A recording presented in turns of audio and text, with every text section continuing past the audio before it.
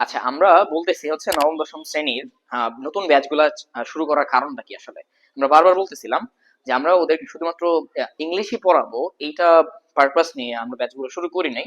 বরং নবম দশম শ্রেণীতে পড়াকালীন গ্রুপ সিলেক্ট করার বিষয়গুলা, সাবজেক্ট সিলেক্ট করার বিষয়গুলা বা ক্যারিয়ারে ফার্দার সে কি করবে এই গাইডলাইন গুলো আমরা দিব। এখন বিষয় হচ্ছে গাইডলাইন গুলো কিভাবে দেয়?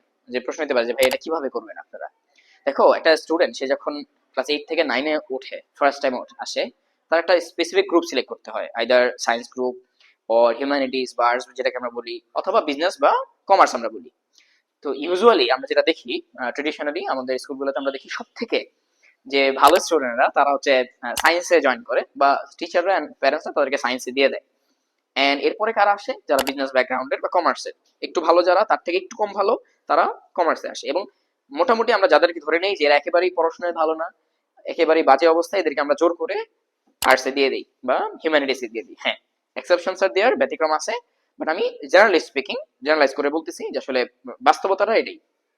এখন অনেক সময় এমন দেখা গেছে যে একটা ভালো স্টুডেন্ট, তার হচ্ছে ইন্টারেস্ট আছে, তার পটেনশিয়ালিটি আছে হচ্ছে হিস্ট্রির দিকে অথবা ক্রিয়েটিভ কিছুর দিকে, তখন তাকে চাইলেই আমরা হিউম্যানিটিস সাবজেক্টের দিকে মুভ করাতে পারি। যে ভাই আমার সাহিত্য অনেক ভালো লাগে, ভাই আমার হচ্ছে পলিটিক্যাল সায়েন্স বা রাষ্ট্রের বিভিন্ন কথা এগুলো নিয়ে কাজ করতে ভালো লাগে, পড়তে ভালো লাগে, আমার ইতিহাস পড়তে ভালো লাগে, আমার ভূগোল নিয়ে পড়াশোনা করতে ভালো লাগে।